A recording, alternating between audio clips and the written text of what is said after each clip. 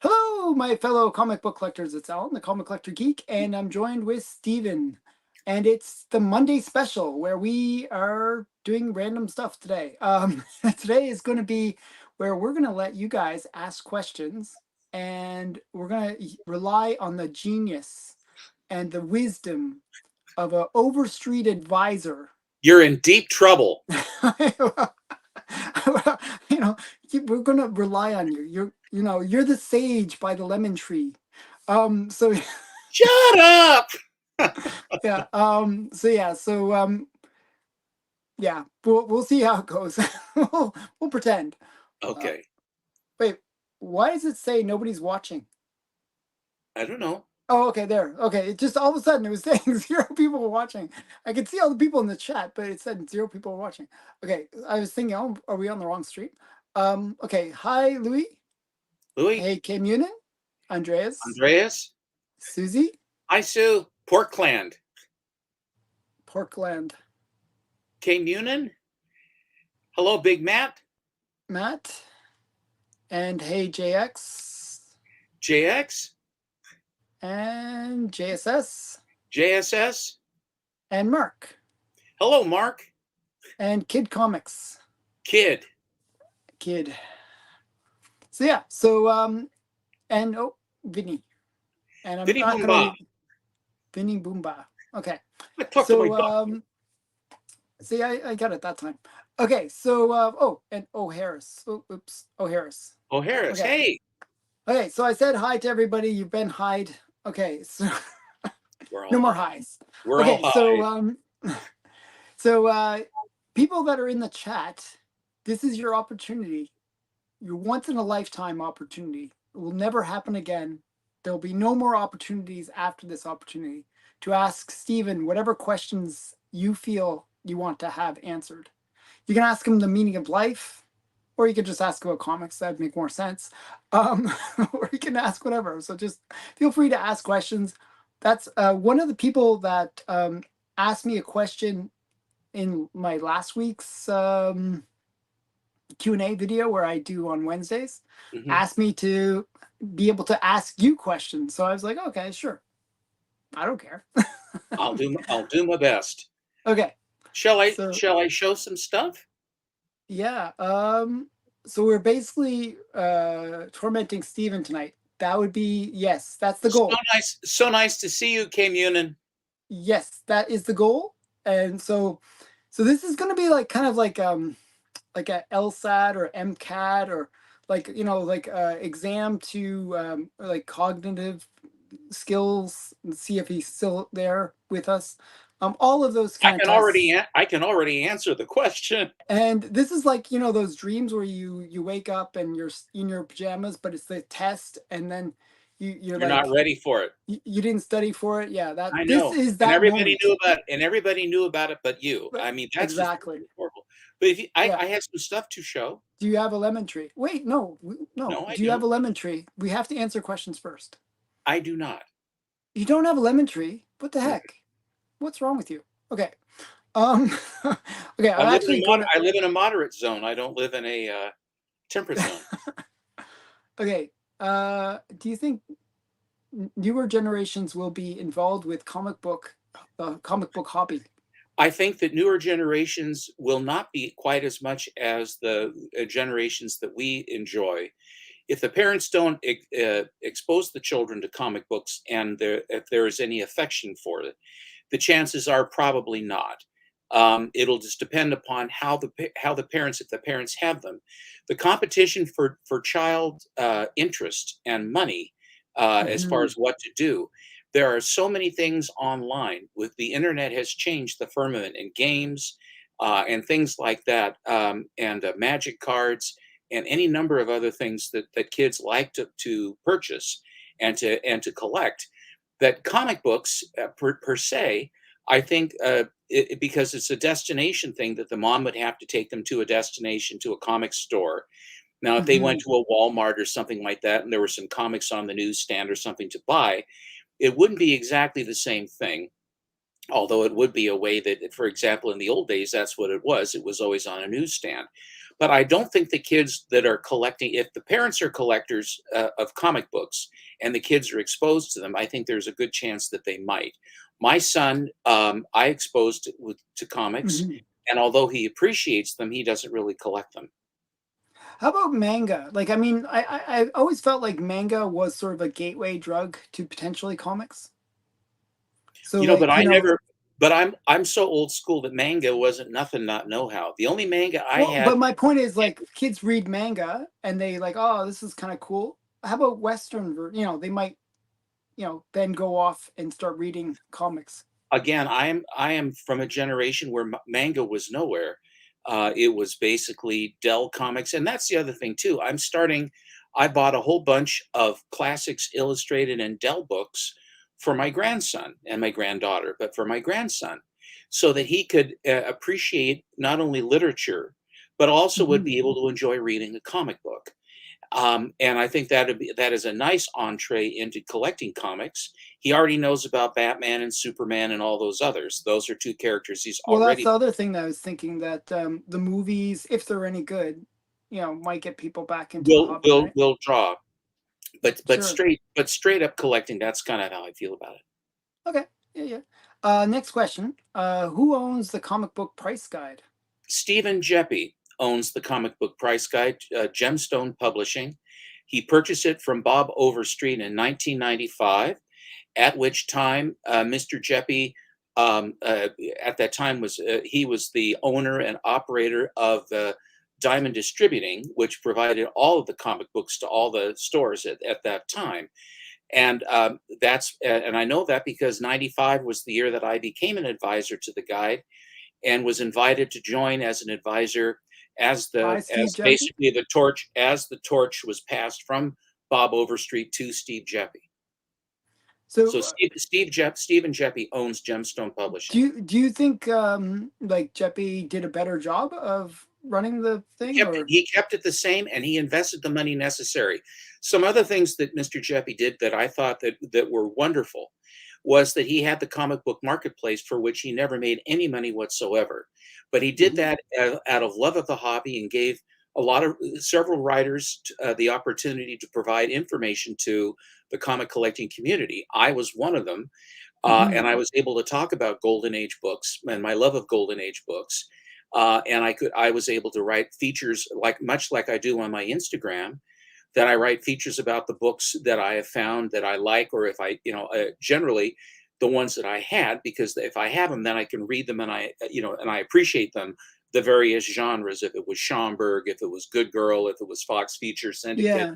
But or I whatever. think people buy the Overstreet guide for that reason, that there is that content within the guide.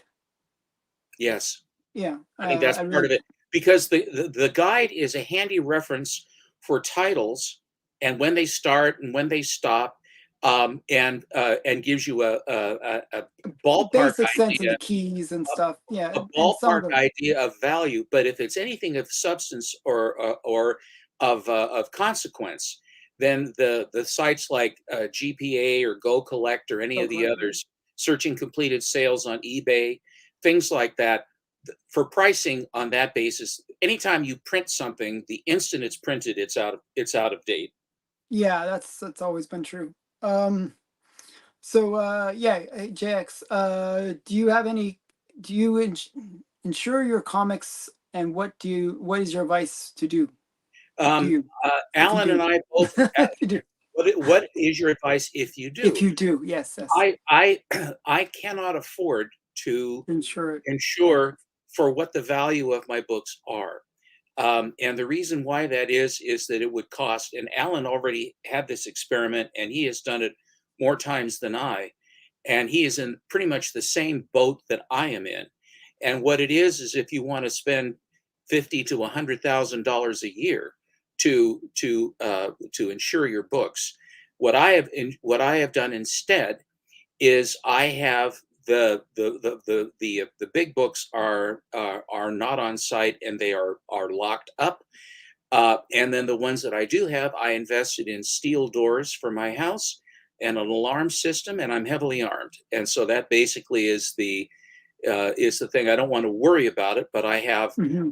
I have steel security doors that are anchored way to hell into the king studs and everything else that no one's getting in. And the Double dead moat with the sharks with the lasers. laser beams and Yeah. ill tempered.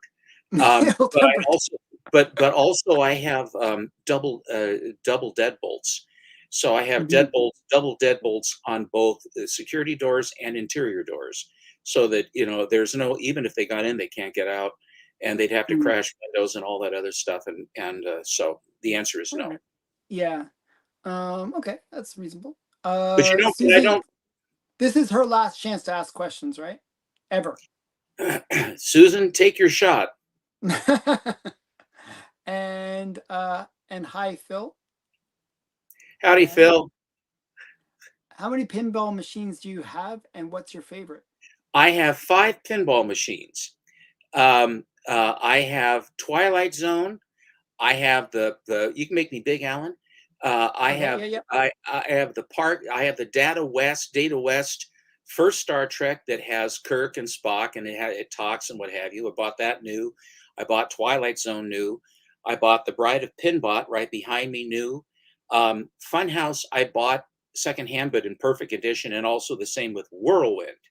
So I don't have a favorite because each one of these are all 90s Williams, except for the Data East, which was Williams employees. Um, the I think that the best playing machine with the most action and the most everything going on, which was in my opinion, the pinnacle of Williams pinball machines, and that is Twilight Zone. And then all the rest of them are maybe a half step down. All of them are fun though. They're a lot of fun to do. And back in the 90s, you get more features. The new machines now have maybe one feature all the way up in the back. But and then they have a lot of lights and things and what have you on the sides because it's very expensive to produce. But these have ramps and they have drops and they have any number, and especially Twilight Zone. Twilight Zone has features coming all over the place from all the different episodes of the Twilight Zone. Hmm. And one of Yeah, the it's cool. features of that, I'll go quick. One of the features on that pin is that if you have gone to each one of these doors, each door is when when Rod A Serling says, different dimension when or you some a open this different story. door, Yeah. when you open this door. So Hmm. you have the pinball, you have the gumball machine, you have Panic in Times Square, you have all these, you have 9 different doors.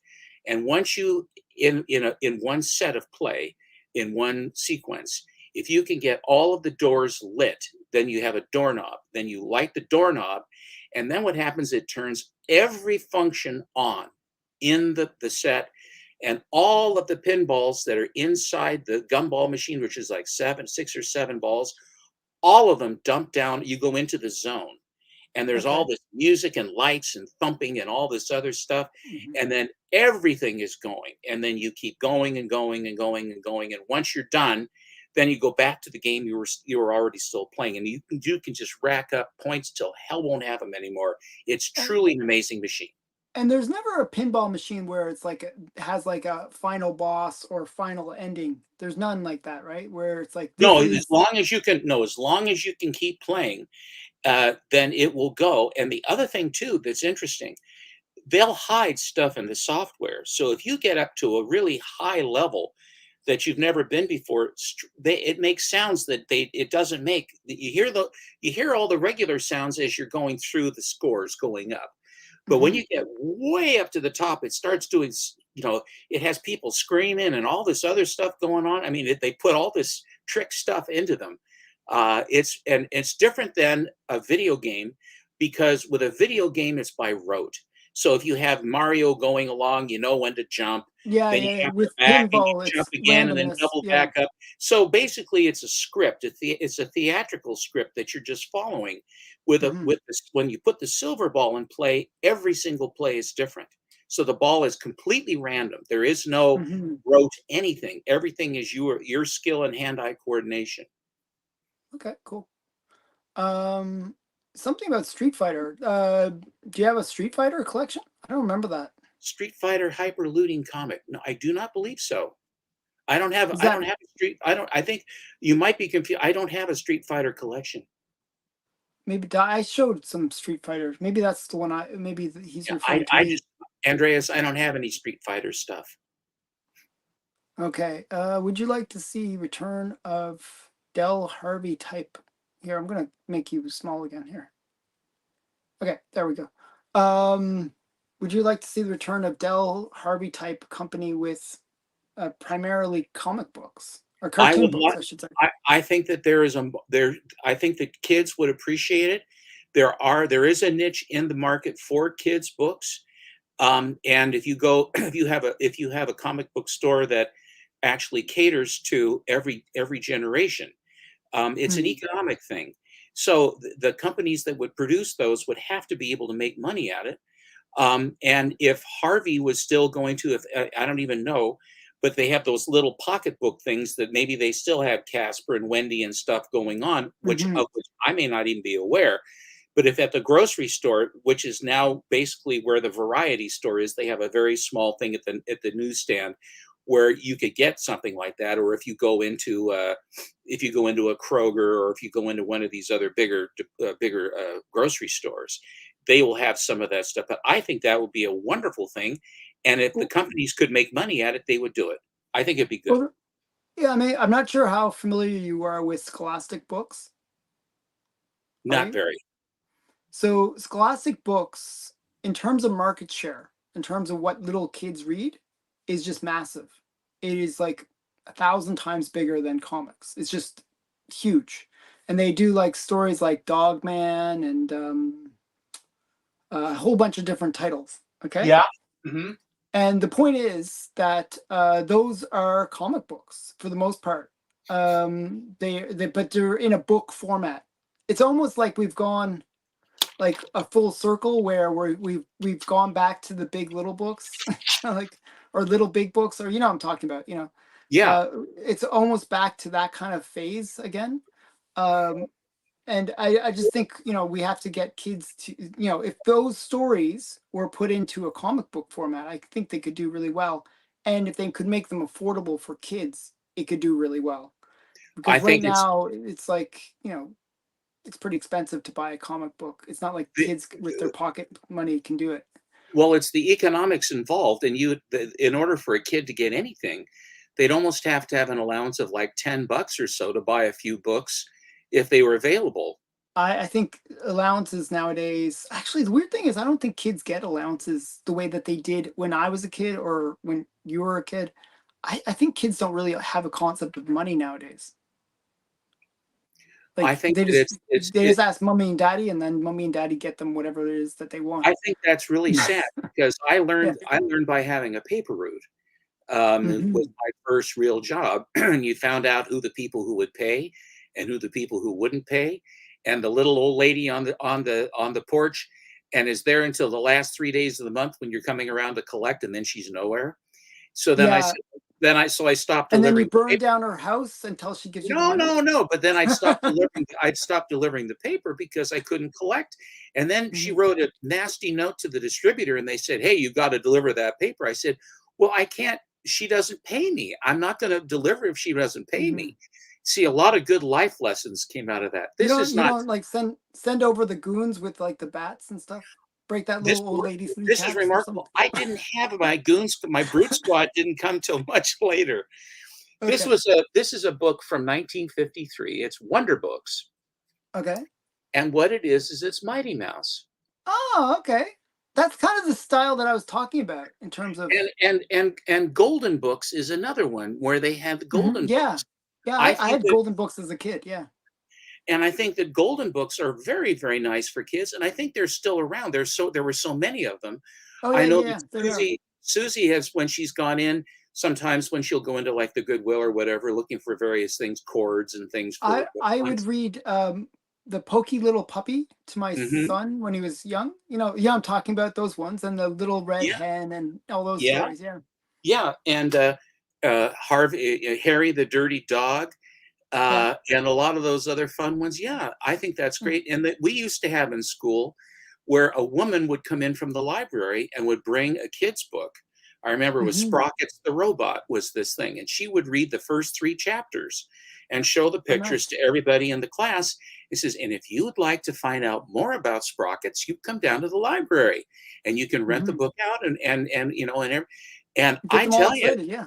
everybody was going, God, we want to do that. And then another thing I remember in 7th grade, they had Hmm. a book club through the school. And Yeah. so I ordered paperback books that they said you can pick out 3 books, have your, you need $6 or $7 or something, Hmm. give us the money, and you can pick from these things. So I picked American Oh, Aces, yeah. We used to get American those too. American Aces of World War II. Hmm. And I can't remember the other. I still have it. I can't remember the other 2 that I ordered. But the thing about it was that they brought that to you so Yeah. that on an aggregate basis for the seller, there would be enough of an economic Enough benefit. of a enough kids that would buy all this stuff. We would get like little flyers. It'd be like a little flyer. Even my son, I remember my son even got these. It was like a flyer. It was like a few pages. And it would show like different things. Like you get a little science kit or a little like different books that you could pick up. Right. Yeah, it was always, and it'd be like, oh, mommy, daddy, I want this. Yeah, And it's good that's great because fun.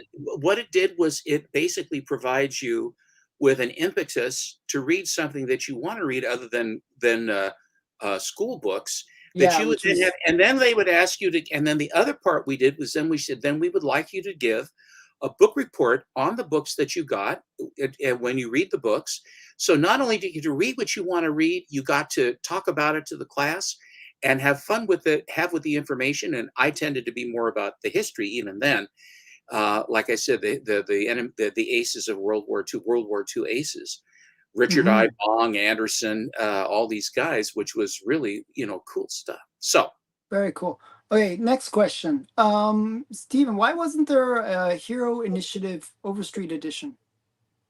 part of the reason why is that some of the groups that they have that are worthy to have things, sometimes between the 2 of them, they just didn't connect. I don't know how many variants they have of the price guide. I guess I got an exclusive this year, um, because it's a hardcover of the Ninja Turtles. They said, but I know that Matt got the Ninja Turtle one soft cover, but so Hmm. I'm not exactly sure. But they said this is only the advisors will get ones that have the Ninja Turtles. Um, but they have a number of different covers that they did. They had a Linsner cover that I think wasn't dynamic. I think it was, if it was Hero Initiative or it was, I can't remember, Dynamic Forces or something like that. And Okay. I wanted to get that. I couldn't get it. I tried. I Oh, couldn't get it okay. because I like Linsner. Yeah, I know you do. Yeah. Okay. What would you consider the Veronica probably equivalent to Archie 50 is to Betty? I'm not sure. Wait, or equal I to understand. Archie Yeah. 50. In other words, Archie 50 is Betty, that is spectacular. Is there a Veronica that rivals it? There actually is not. There is not a Veronica cover that has the same notoriety or status that Archie 50 has. It's Archie 50 is just that good. Later on, you have Much her later. diving.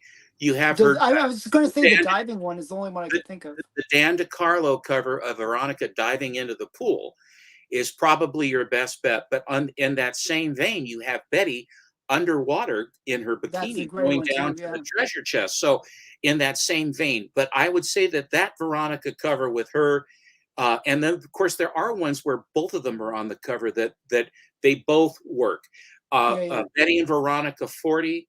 Betty and Veronica 41 are both two are very, very good. Harry Lucy covers. Those are Hmm. really, really good. But an actual standalone Veronica to rival Archie 50, there is Is nothing. Well, it's the only one I can think of is the diving one. But I mean, But but we're talking in the era, yeah, which is in the where era, no. Yeah. in the era, There is one and where she's sort of sitting on the bed, but she looks like a school teacher almost. Do you know what I'm talking about? I do. And then there's another Betty with her where the headlight cover is the 50. They have a Mhm. caboose cover too, where she's lying on I the bed know. and her That's a fanny's Betty up. though. I'm trying And to think Veronica though. that's Betty. That's because Team Betty is stronger, longer, wiser, cooler. Well, I'm still Team Veronica, sorry. But I, I'm not listening. Okay, so next question. Wait, what is this? Console. Okay. No, Yeah. So there's some young Turks that are coming for the older books now. There are guys that do understand it, and I think some of them are flippers, which I really wish they weren't, but they are. But there are a lot of people. If you go to the cons and stuff, you'll see dads and moms buying stuff. Maybe not the bigger books because, but there is a market for it. And I'll tell you, here's the thing: especially on the biggest books, there are investors now who are coming into our hobby, and they mhm, are raising the value of comic books on an industrial basis, commercial industrial basis, on finance, where they are dropping millions of dollars into the top books in a consortium basis. And yeah. on that, there is a certain amount of trickle down, if you will, down to the books that are below, which helps because the value of the books go up based upon the top book. Generally, you're going to get some action on that. So the idea that the younger generation isn't coming along with that, I would like to happily tell you that the older generation beyond my age, or in my sphere, where instead of real estate or fine art or automobiles Mhm. or property or bonds or stocks or utilities or commodities, they are buying Comics. classic Yeah. comic books. That is a big thing, and that's why the hobby will be around, because the interest, and if There's too much and money involved. there is so much money involved now. And Mhm. also with the movies, you see these multi-million dollar, millions of dollar movies, and they go to San Diego and they talk to the nerds. I am one of them. Mhm. You talk to the nerds to find out what looks good. And Robert Downey Jr. walks out in his Doom costume and reveals that he is Doom and going to be Mhm. in 2 years. Why, the place just absolutely unraveled with excitement. Mhm. And that means money. And that means interest. And that means purchases. I do believe there is like the current era is a nerd culture. Like we talk about all these like subcultures that people do, but I believe that we're in a nerd culture right now where comic books is part of nerdom. Like if you look at Big Bang Theory, you know, uh they're geeks at the end of the day, right? And Mhm. but they're sort of what are considered to be commonplace nowadays. Like it used to be like probably when you were younger, uh, you know, only, you couldn't be as upfront about, oh, I'm a comic collector, it was more of a, don't tell everybody kind of thing. If you want to be one of the cool kids, you don't say, oh, by the way, there's just there's cool Well, may I comics. may I may Yeah. I say that that was never the way it was for me. Okay, that's Every good. Because everyone collected comics when I was growing up, because the Silver Age arrived, and Okay, when the so when and I was a when and kid, when that wasn't and the when case at all. and when the Silver Age arrived and the Mhm. superheroes came back, Mhm. everything went wild, and it was so good, and the books were still 10 cents and 12 cents. So if you did Mhm. cut the grass and took out the garbage and earned your money, if you had a buck, you could buy 10 comic books, I know that's huge. Yeah. and you could go down and get all of your favorite titles. This is the economy and the inflation that's happened. Yeah. The economy, and also the books that are available. If it's a book is $3.99, $4.99, I mean, how many books will a kid have? And there's hardly Mm. any. There's no story in it. These books that you were talking about, younger books, there have Mhm. to be more pages and a story, because if all it is pinups and growling and no dialogue, like they are now. It's all cover buys now, and it's who has the best cover and Yeah. variants and Yeah, ratio yeah. variants, or slabbed high grade fancy cover And book. that doesn't those cover buys don't really appeal to kids, believe it or not. Like No, they're more for adults. they would rather Um, play a video game with their friends and go and play Fortnite or whatever they're playing. Um, mhm. whatever the war one is, they're all playing these games. They all know them. They all know, and there's still people from nerddom who are doing Dungeons and Dragons and some of those type games. Okay. I told my 10-year-old nephew about the Mile High pedigree. Instead of seeing that as an amazing collection, he found the old owner in drag. I guess He, Hosts drag shows in his comic shop. Why? yeah, That's because his name is Chuck Rosanski. and Chuck Rosan he's into drag. Chuck Rosanski is an is it's a fact that with comics there were eccentric people, and he is one of the eccentric people to basically hitch his wagon to using comic books as a vehicle to make money. And you have to have a big market, you have to have good savvy in what to order and how to order. And the Mile High collection came to Chuck Rosanski, and he basically parlayed that, and there were other people that got involved as well, because the amount of money that was involved he couldn't swing. And so, and Chuck is he lives in Colorado, and you've heard of the song Rocky Mountain High. Well, Mhm. I think that's Chuck. Um, there are various stories about him. I will leave that to the internet, but yes, Okay. he does. Yes, he does get into drag, and why he does that is because Okay. So, Stephen, has there ever been a comic you regret buying or a series you regret getting into? all the time, and the person that has been the most responsible for that is me, because I will see something of interest. And I had long ago, I got rid of my cherry Pop Tart collection that I bought when they were new. I Hmm. never got into to the zombie tramp. And then I was exposed to it, and there was great accolade and talking about it, about that. And what I did was, I have been Svengali'd in it to a certain degree, but in fairness, I enjoy those things now. Hmm. I have a very eclectic and eccentric collecting. I can be happy buying.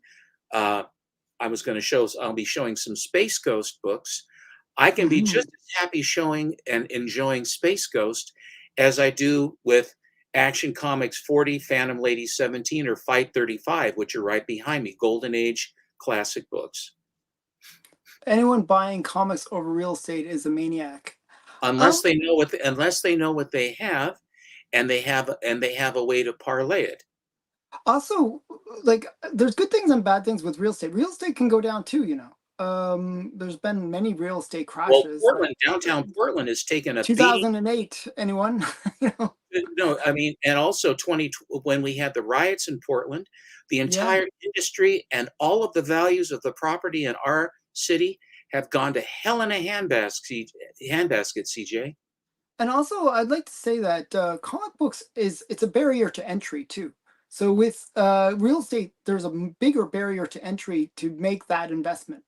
Whereas comic book, it's a pretty small barrier to entry. It's like a few dollars to buy a comic book, and potentially, you know, the upswing of it, it can be quite big. So, Mhm. you know, um, oh, by the way, hi Comic Journey, and hi Hi, Jerry, hi, Jerry. Hi, CJ.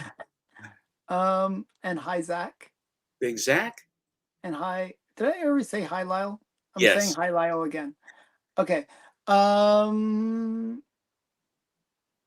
okay. I always told people I collected comics in the 80s. Oh, yeah. Okay.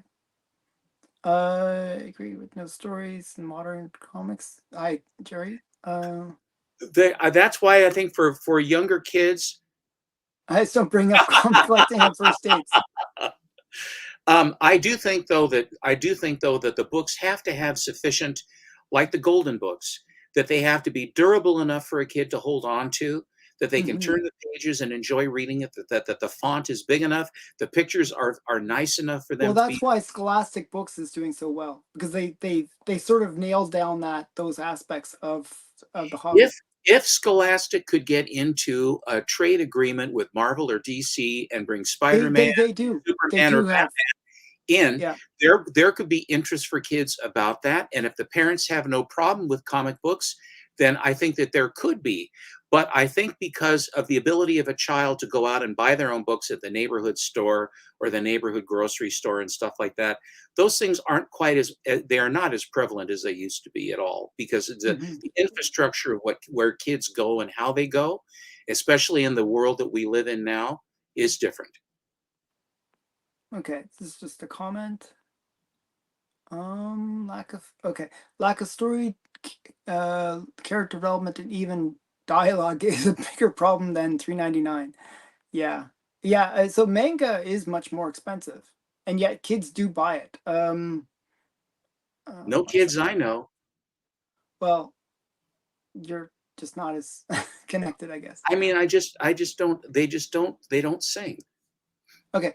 Do you really believe in modern comics will rise in value more collected than read? Bought, bagged, and boarded, 1 to 25 ratio every week. I don't indulge, but I can't see these as an investment.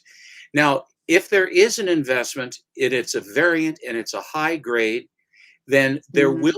there will be an appreciation, and you see them. You see the books if you go on eBay and you go on My Comic Shop and you look, you can see, or if you actually even look what's going on here on in the Instagram or in YouTube, where the exposure to various books by certain artists, certain creators, certain plot lines, and eras, you do have modern comics that will rise in value. They will not Yeah. rise in the same level of the older books because the scarcity is not there. That is why, and CJ always asks this and gets bent, is that the variance, the high count ratio variance, 1 in 100, 1 in 50, 1 in 20, and sometimes the standard book that comes out has the best cover, but more often than not, the Mhm. variant has the more interesting cover. Either it's a Mhm. virgin variant cover or what have you. And if there is less supply and more demand, Man, then like you'll do better. anything else, there will be appreciation. So, I mean, one thing that people don't understand about comics and comic book collecting that it drives me kind of crazy in a way is you can actually find many golden age comics, many silver age comics that are practically worthless. And you know, there's a lot of comics in every era that are worthless. But there and so people might say, "Oh, well, based on 90% of the books being worthless, is there anything of value in that era?" Well, you know, there's always that 10% that balance out the other 90%. So we always think of the Silver Age as being these big grails because they're well established. But with modern books, those big grails haven't been determined yet. A lot of it's still up in the air. And it's really once those characters get more established that people will say, "Oh, you know, Spawn or Miles Morales or all these characters that are really modern characters will have sort of cachet and will have some more value within the collecting Um, space, even though they're us- mass produced." And the modern comics, like nowadays comics, actually have print runs that are quite low. Like usually about anywhere like if you look at certain publishers, it's like maybe 6,000 or 10,000. That's a pretty low print run compared to stuff in the golden age, which had 100,000 to maybe a million print run. So I don't know. I think there's some misconceptions about the modern age. But again, it goes back to story, it goes back to the quality of the art and all, and the desirability of those books. well, you look at Adam Hughes and that Supergirl cover where she's sitting on the moon. Exactly. That was just a variant that came with the Legion of Superheroes. And it, I got it at my comic store, and that I think thing there's is like a less than 1,000 of those. I think it's something really they small. were, and again, it was a ratio. It was you had to order a bunch to get it. Hmm. They didn't survive as readily as they might, and as Hmm. a result, when Adam Hughes as an artist took off, then those books, then they have interest. They want to collect more of that artist, and that's That's my part of point. That's where the establishment of those keys hasn't really happened yet in the modern age, but and will happen and is happening. and yeah, key Yeah, artists. like Jenny Frison, J. Scott Campbell, Scotty Young, you know, And all Hook those ones. Lee, I mean, it's Yeah, very Art Germ. I mean, you go right down the list. yeah, yeah. Okay. Comic Journey's still bent out of shape about the real estate thing. So, but uh, Your point's well Bone taken. Bone was published in Scholastic. Yes. See, Bone's awesome. Uber vocal. Yes, Uber Vocal. Um, I think JX. I think that in in the most of that, I agree with you. If you're going to invest in a comic book, you look at the books that are safe bets or blue chips. If there is a difference, if you invest in a book that has a track record, then it's an investment. There are books that are speculation. And so Well, if it's you penny are, stocks at the end of the day. It's just like you can invest in penny stocks and make money, but most of the time you'll lose. You know what I mean? And modern comics are kind of like the penny stocks because there's no established value yet. You know what I mean? Like where something that's from 1960 or 1940, everyone pretty much knows historically how that book has performed, and there's a lot of history there. So I see it as like the penny stock thing versus blue chips. yeah.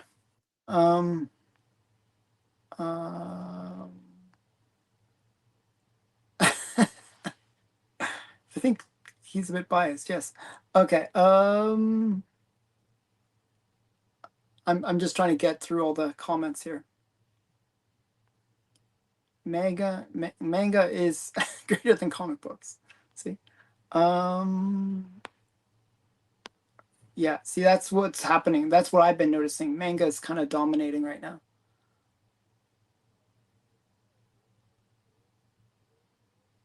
Okay. Okay, first question. Stephen, willing to give us a better look at your Phantom Lady? Come on, you love that book. You got to admit, you got to love it. Love it. It's not quite as nice as my copy, but it is a nice copy. It isn't half the book yours is. By dimension and grade both.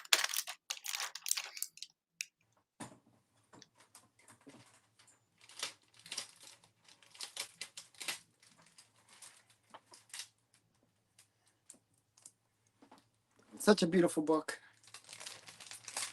Here, one sec. I got to do the twinsies.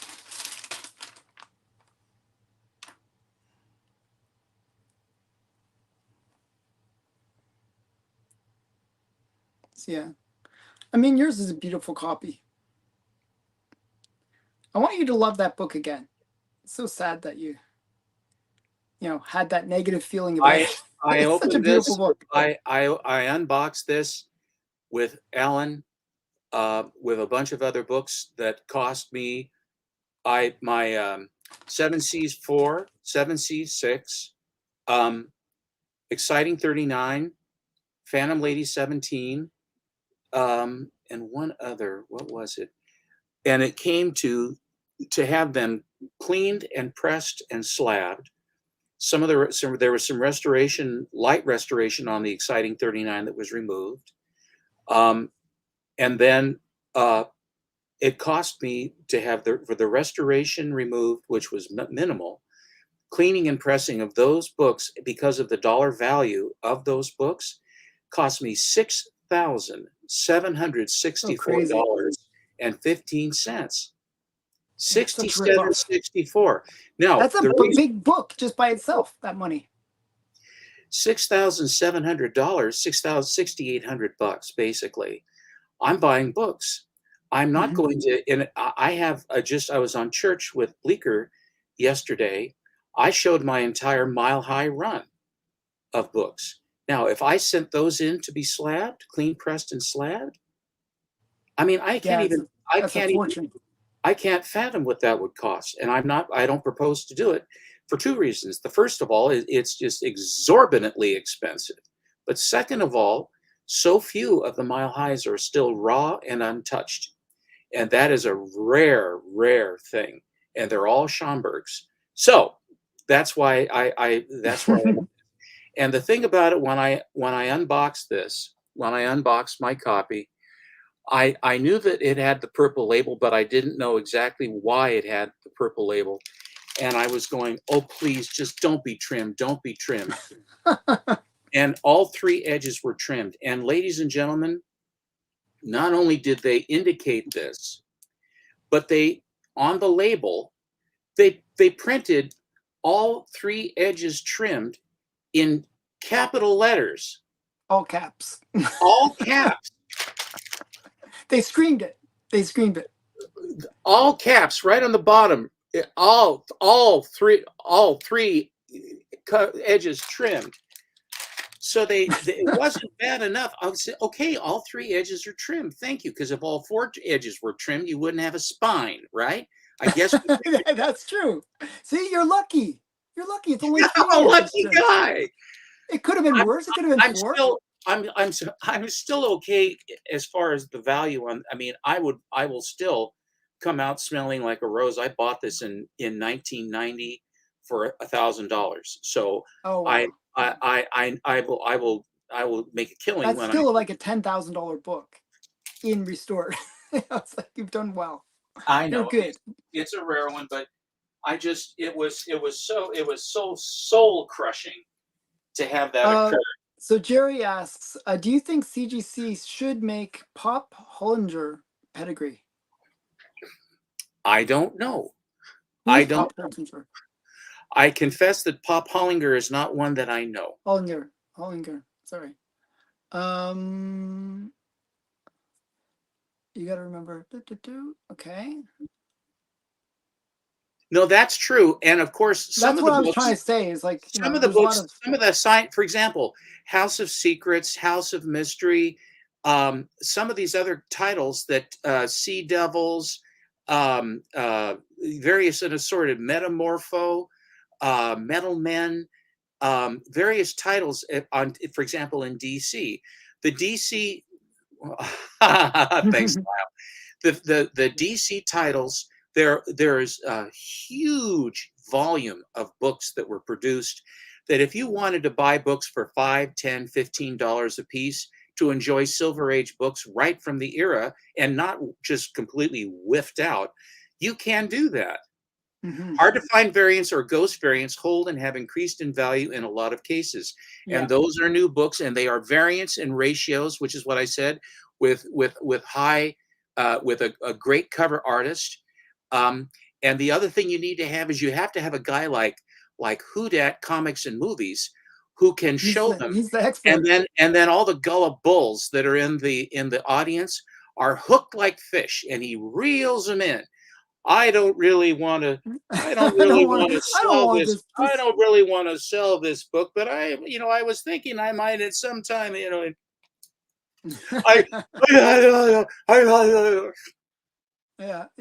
Whodhat is the man for he finds the good stuff. Okay. Later. Yeah. Some have, yes. Yeah, I mean, there will be ones that. And there's also ups and downs because if all of a sudden, if Gen 13, that's like Michael Turner covers. Let's say all of a sudden Michael Turner goes hot, then all the Michael Turner covers are going to say, "Oh, I got to get like Dave Stevens." Sadly, when Dave Stevens died, then there was a bump. But then when this year, just a little recently, that special came out on him, and everyone said, "Oh my God, look at this!" And those are new books, and they have taken off. Well, actually, Gen 13 has some pretty amazing covers, and it's got some pretty great artists working on those amazing covers. I think there's like J. Scott Campbell's in there, and a bunch of really great artists are involved. So the values have dropped. Now you see, the thing is this: when the values have dropped, there is your opportunity to put them into your collection, and be picky and choosy because they are around. Build your collection, and then my advice always has been that if you can, hold on to your books if you can. Okay. Youngblood #1. There are exceptions. There are exceptions. You're pretty much, that's used for kindling. Okay, so hey, Pop Comics. Started seeing SpongeBob comics selling for. SpongeBob comics are actually quite valuable. My friend Mark always goes on about how crazy expensive some of the SpongeBob comics go for, because some of them are actually quite rare. Towards the end of the run, pretty hard to find them, actually. Those are quite esoteric, and that what you've got there, Pop, is you have a transit. You have it's the confluence of two things. It's kids that enjoy SpongeBob and Patrick and that you like that as Squidward and what have you, But then you have the comics, which are collectible. And then the kids now that are getting to the age where SpongeBob, they remember as they're little kids, that if they can buy SpongeBob comic books, there is the hook. I really wanted to get those. And that's the way it used to be with us. I mean, it's always the way that you will then have an affinity with something that you were exposed to and enjoyed as a child. Again, you can burn those. XForce. Actually, there's the new XForce that just came out. They just came out with a new XForce #1. One sec here. There's a lot of comments. We were kind of going a little slow, and I got to catch up. One sec here.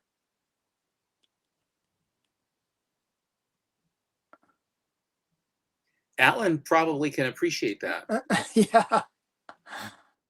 Oh man. One sec. There's just like a billion comments that I didn't get to. Sorry, guys. I'm trying to catch up on the comments here. I'm saving my nickels to buy DC comics. Okay.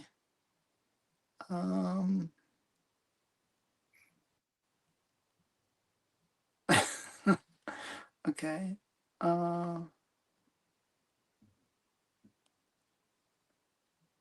Okay. One sec here. I'm almost there. Almost there. Oh my goodness. There's like so many comments. I think I'm really far behind. That's all right. Take your time. Okay. Okay. First comment. That's actually a question.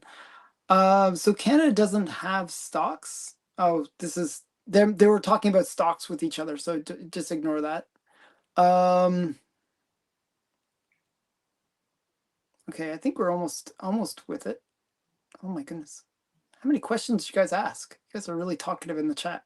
The chat is very talkative, by the way. I'm glad for it.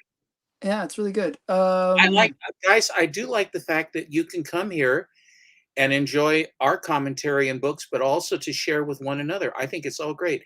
Yeah, can you make that font? Can you make that font any bigger, Whodad? Yeah. Okay. Okay, wait, what's this one? Here's a question. Since Millie the Model appears in Dazzler 34, does that make all of the Millie the Model comic stories official Marvel canon? I think they would be canon, wouldn't they? Millie the Model is a Marvel character. Millie the Model is right from the Atomic Age all the way up to today. She has generational differences, though. It's like some of the stories from the Golden Age that then, like for Superman and Batman and some of this other stuff, there is a certain level of transition as time passes. The canon does change somewhat. When Kryptonite comes into Superman, Batman, that Robin is gone. I mean, they're very, there are a number of titles that are not listed in the guide because they really had such a low print run, or appeared or disappeared so quickly from the newsstands that they are not there. But scarcity and value are two different concepts. There is a book that Alaskan airplane flying or something like that was a book that was discovered that was not in the guide. There's no value to the book because there is no impetus for it to be, hi Katie, to be worth anything. And here's something about the price guide you may not know. They put in fake listings in the price guide so that if someone is copying a page from the price guide, oh yes, I utilize that there are spikes in there every so often so that they would know that they have been for copyright infringement.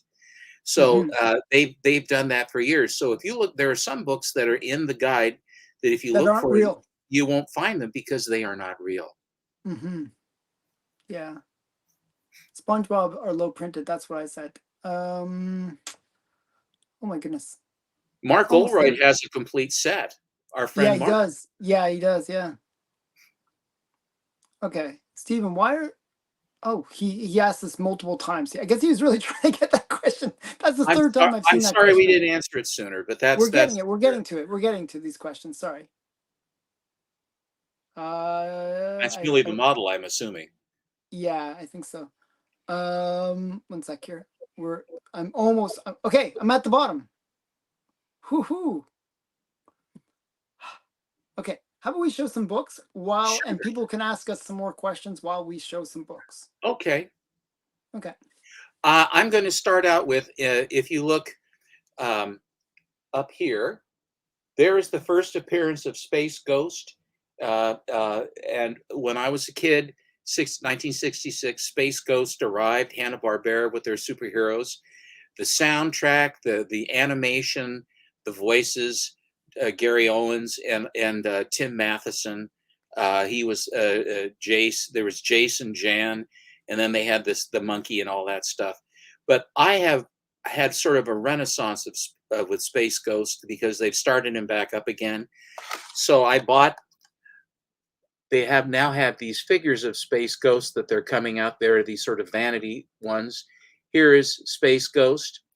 One of the ones the things that made Space Ghost trend was on Coast to Coast, where he's in there sitting there talking with Zorak and what have you, and it's hysterical. They have an awful lot of fun with Space Ghost. So here's the Space Ghost. He's sitting at the chant at the thing, talking to them about what goes on Space Ghost Coast to Coast. And I just picked up the run of Space Ghost from it was the DC run, because I do like my friend Bleecker has put a few together for me as well. I'm going to be getting soon, but I just liked the way that Space Ghost was. Of course, absolutely, because what it does is it brings life and motion to the characters. And the thing about comic books is comic books are a very personal thing because they are between you and the book and the writer and the artist. So it's a one-on-one relationship. So you establish a relationship with characters, so that when all of those things converge, and it's true to the story of the character that you love in a comic, and the movie does it right, then it increases, and you're not alone in this. So across the United States, across the entire world, when a book and a character in a book and a movie coincide, it generates interest then for the first appearance of the character, when the certain story arc starts, and all of those things. So yes, absolutely. And the converse of that is, if you have a stinkburger of a movie, then it will put the value of the books to sleep.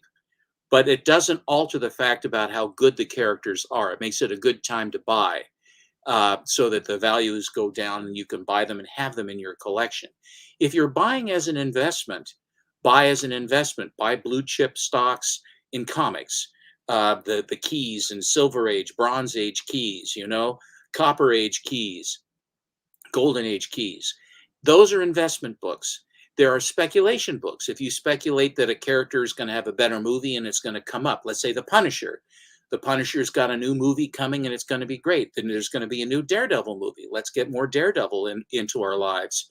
And they do it right. It's been a while since there have been a bunch of good movies for people to actually enjoy, and then apply that to their love of the characters that they already knew.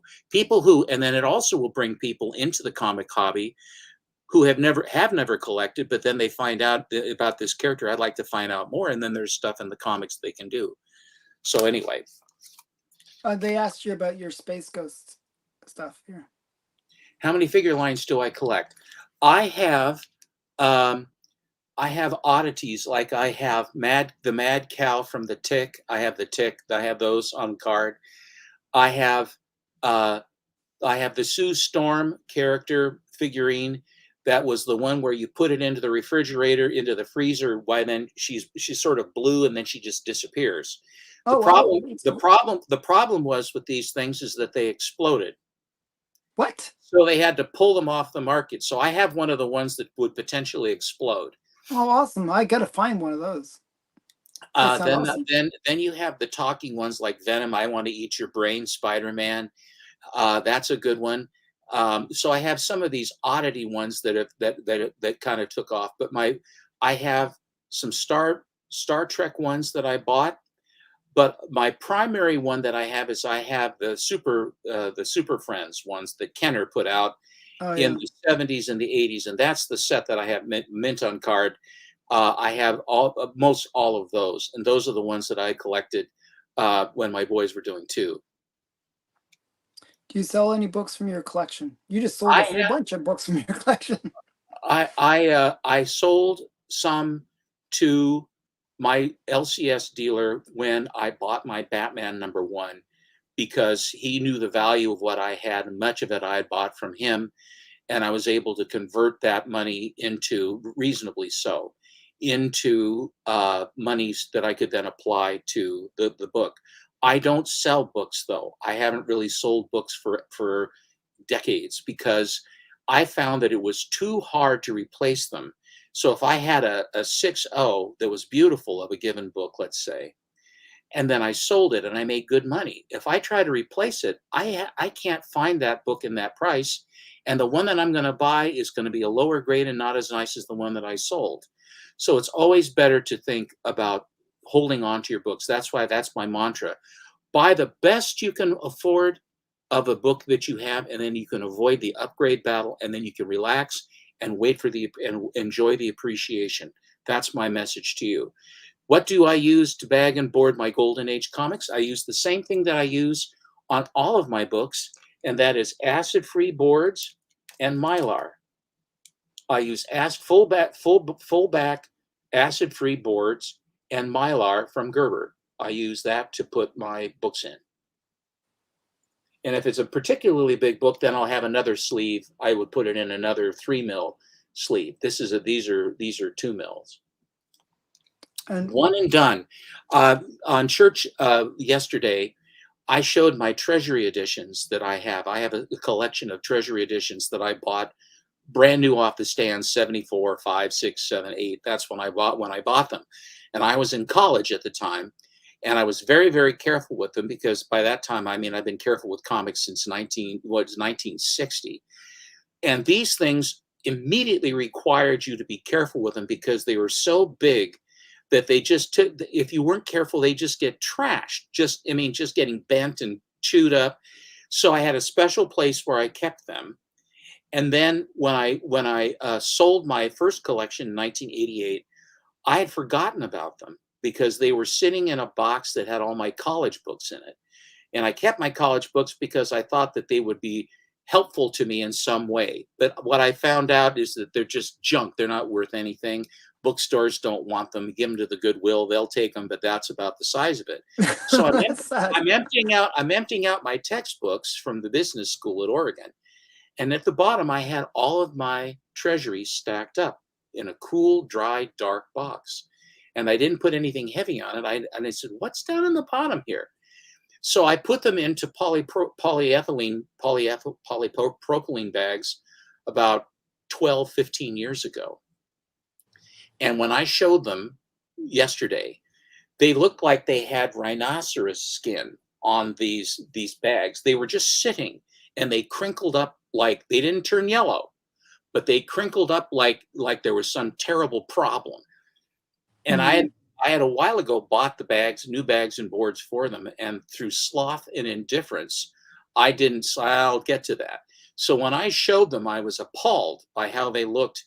And so last night, all of those bags got yanked off of them, and I have them in brand new, fresh polypropylene bags or polyethylene bags or whatever, the poly bags, with nice boards, and that's where they live. I don't have them in Mylar. Those I don't have in Mylar, but fresh, clean bags and boards I have for those big boys. So okay, so DC, Marvel, or private or public? I think they're both public companies.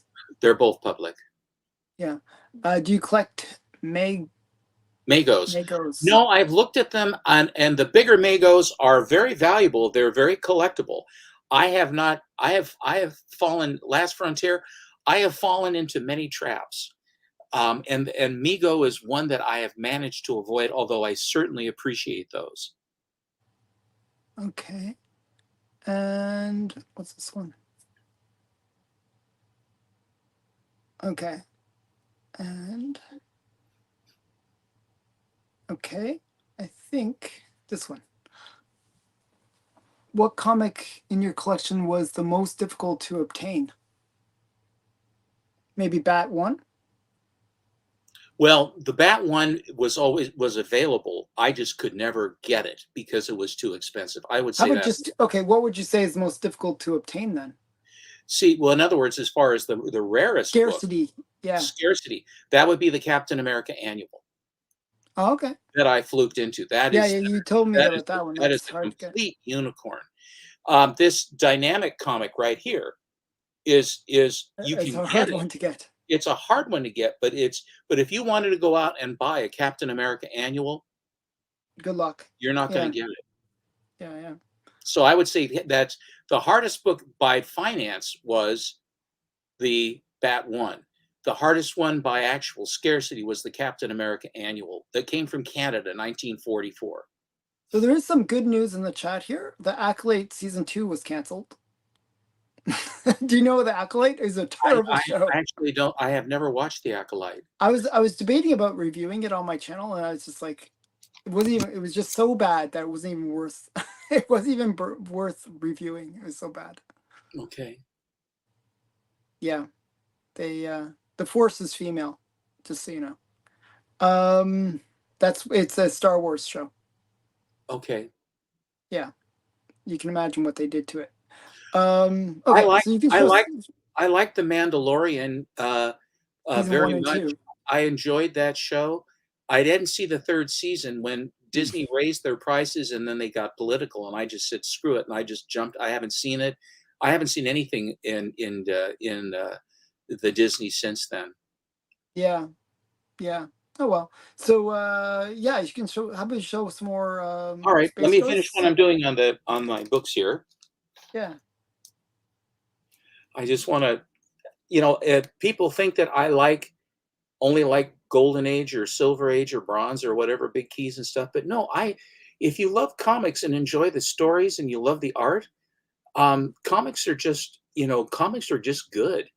Mhm. Just the enjoyment of them, and that's one of the nice things about being here with you guys, is that we share a love of comics and the comic hobby, but ultimately it's about the characters and the artists and the writers that bring us together to have a common framework to work with as far as characters you like and can relate to. And for me it was the Legion of Superheroes, and then Flash, and then I got into some Marvel stuff, but JLA, and then Iron Man and Captain America and Thor, Doctor Strange, Ant-Man, good stuff like that. That you have. These are just beautiful, beautiful covers. Space Ghost did not go after that first one up there in the corner. It didn't. It went into a couple, and it was stories in an anthology, but they never really went with it. They only had one, sort of like the Jetsons and Astro Boy. Both of Yeah, I those don't know why it's all one shots. were just one shots, and I Mhm. couldn't understand. Dell has series of things like Bongo and Lumpjaw. I mean, come on. Who's your favorite writer? I'll tell you, and this is sentimental. My favorite writer was John Broome of Flash? Flash. Yeah, I knew you were going to say that. Gardner Fox was in with him, but the combination of John Broome's science fiction writing and his And creation fiction. of the Rogues Gallery of the Flash and the Silver Age, it's just the Golden Age Flash couldn't touch the Silver Age Flash for the Rogues Gallery. The Flash in the Golden Age had the Fiddler, the Thinker. It had Harley Quinn, the Harlequin, and had Rose and Thorn. I mean, they had some things for him. The Gentleman Ghost, that's Hawkman. But they had they had these characters. But the Flash's Rogues Gallery rivaled Batman, and his writing in combination with and who Barry Allen was, and that's why I come back to this. This is why when I come back to this, that the relationship you have with a character. So, like if you have a title that you've been reading with a writer and an artist, and you love it, they change the artist, it changes it. They change the writer, and then They the changed writer the does dynamic of it. and the writer doesn't know who the character is, and they start writing about a character they want to write about, but it's not your character. Then you say, screw it, I'm not going to collect this. It sucks. So with the Flash, when you had the writing team that he had, where it was true to who Barry Allen was, how Barry Allen was, how he reacted. He was a good guy. And then Infantino being able to translate motion into the panels with his landscape architecture background. And that's why you always have these beautiful cityscapes way behind with all these sky bridges and fancy things. And the science fiction stuff that Broom brought to the title, Gorilla Grodd, and all of these things that he brought was so good. When I met Carmen Infantino, I was a total fanboy, because I can't tell you how many hours and hours I read in my room as a kid reading Flash books, and they go clear back to 56. So I mean, there was just any number of them. So that's John Broom would be my favorite. So what comic book character would you say is most overrated? Well, I think now I think that Miles Morales is overrated. Kind of. I don't really go there. He's fun in the movie. Okay. I think he's a bit overrated. Now, overexposed and overrated. Overexposed, you have like Wolverine. You have Deadpool. I mean, they're sort of flavors of the era that then you get nothing but them. When Neil Adams came in to revitalize the Batman, then, because Batman was kind of becoming moribund, and they had written so much about him and what have you, they were sort of from pillar to post. But when Neil came in, he reintroduced the darkness to Batman in fabulous artistic style. And then Denny O'Neil, who was a fantastic writer, Denny O'Neil did, and the combination of Neil Adams and Denny O'Neil is absolutely lightning in a bottle. Mm-hmm. Oh, one more question. Did you contribute to this year's Overstreet Guide? Yes, I did. My article is in there, and you can read it. And when you read it, much of it is, of course, very similar to what I have in my Instagram that I write, where I try to use I write like a feature writer. It's not clinical in any way. It's all from the heart. So it's like a feature. And so when you read what it's my vibe on this stuff and how I like it and how I love it. There's the love part of it, and then there's the dollar and cents part of it. When I invested, oh my gosh, what? I just got some books. You just got some mail. A mail call. Mail call, people. Okay, so while Stephen is away, I'll sort of hang out and answer any questions you got. Thank you. Oh, Mr. Mystery. Okay, yeah, you're welcome. Yeah, I buy a lot of books from people.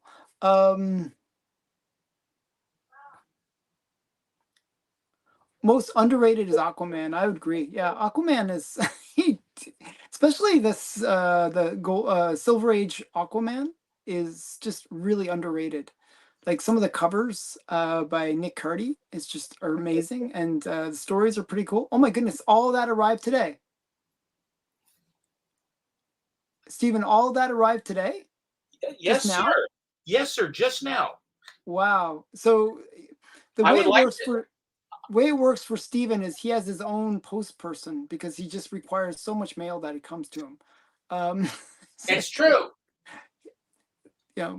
So yeah, wow, that's pretty crazy, Stephen. I like Howard the Duck. Is that here? Okay. Oh wait. This one, sorry. Can we see the unboxing of the comics you just got? If yes, that would be a long stream. We can do one. Pick one box from randomly, and we'll do that. I have open books to show. Okay, so the ones that I just got this week, that just came in. All right. Okay. No. Just no. Stephen, you can go with the ones that you already opened. So for this stream, we're gonna show some stuff that he's already unboxed. just because it did come in recently. It And one of these I opened yesterday. yeah, literally got it yesterday. But the ones that he just received in that big stack of books, we will show on the next Monday special. Right, Stephen? Does that sound like a plan? Of course, I'm And happy I to. will have some pretty cool. I'm getting a pretty cool book that's going to be here for Monday special as well. So I'll have some stuff to show you. I will close my weeping. Yeah, close that up. Yeah. And so I will show. I will Then we now get banned or something off YouTube just because you showed a box nice cutter. box cutter. I'm just going to show you the books that I have. I will stop answering questions so I can show some books for some people to see some stuff. Okay. Okay, wait. How's your palette? Mine's but I have about 30 some odd issues in the run. I think I have a couple dozen. That's it. I don't aspire. Once in a while, I'll pick one up, but the ones I have are the ones I like with Joe Doolin and Lily Renee. Yes, mail after 5 p.m. Yeah, it's a different guy. My usual gal is usually here between 2 and 3, but he had a lot of extra stuff to do because he had to pick up the slack. Yes, Brave and the Bold 28 is the first cover appearance of Aquaman. You see, now if we have more time, if you wanted me, because I can show you those, but don't. I think we're kind of running short on time, so I'm going to let you show. We're going to do speed round on your stuff. Okay. Sorry. Oh, that's Team a nice Betty. one. Did you get the set? No, I didn't get. I'm on Team Betty. Remember? I bought the set. Oh yeah, Out of the Shadows. That's a good one. Oh, Joker. Yeah. These are all So these are like when you posted these to me. Like Stephen posts stuff to me on Instagram. I didn't realize you had just received them. Just. Yeah. You talk about books that aren't particularly valuable that you like to collect. Here is one of them. This is Charlton Blue Beetle. Oh yeah, very little value, but cool. Awesome. Yeah. How about a robot cover? Wait.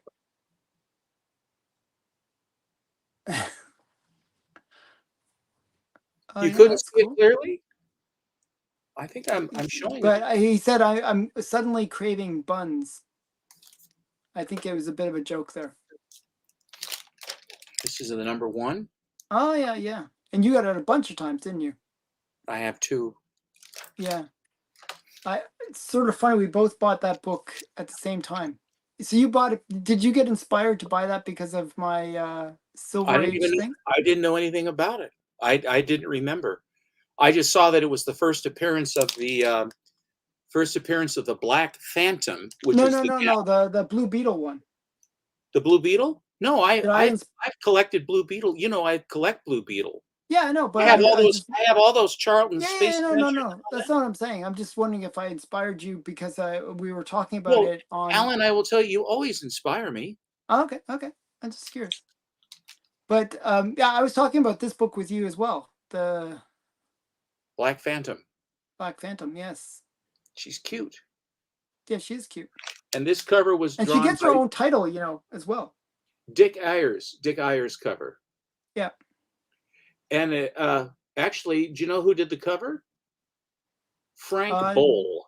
Frank Boll. B-O-L-L-E. Cover and art. I have a raw copy of that book.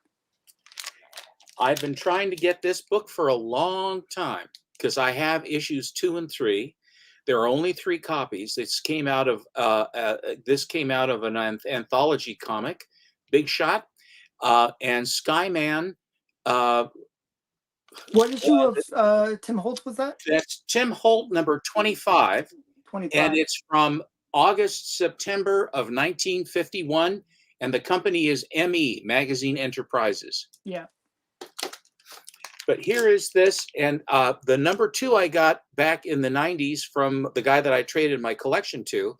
I have the Rockford copy of issue number 2, the highest graded copy. And then I have a number 3 that just showed up, which they do the 3s tend to show up, and they found a nice one. But here's the issue number 1. You just don't see this book. and this is a war cover, and this is by an artist known as Ogden Whitney, who has done a lot of good stuff. As a matter of fact, Ogden Whitney. Do you have the romance one near you?